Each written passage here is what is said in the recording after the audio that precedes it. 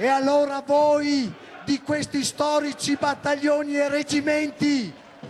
allora voi che della Carnia siete le braccia e siete anche la mente, allora voi stringetevi sotto e ricordate a tutti che questa è una terra fedele e generosa,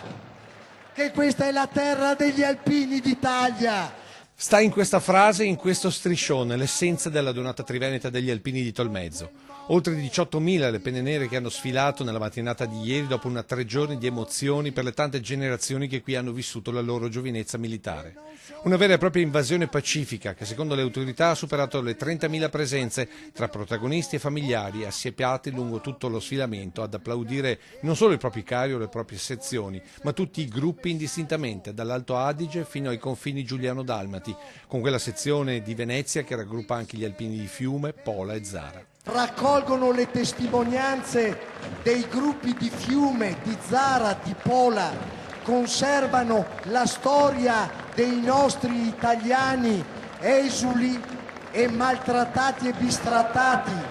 conservano le nostre rivendicazioni che oggi non sono rivendicazioni di territorio, ma sono semplicemente l'affermazione e il riconoscimento della nostra cultura. E chi per 1000 motivi non è potuto essere fisicamente tra queste vie e queste piazze ha comunque voluto partecipare alla sfilata grazie alla diretta delle reti del gruppo Media Nord-Est. E sono stati davvero tanti che ci hanno seguito con un record d'ascolti sia per la diretta della mattina che per le repliche serali. E se lo sfilamento più lungo è stato per le penne nere friulane, non meno massiccia è stata la presenza delle sezioni della Marca, forse quelle che maggiormente hanno vissuto in città la 3 giorni triveneta, occupando quella caserma Cantore dalla quale anche oggi qualcuno ha fatto fatica a staccarsi.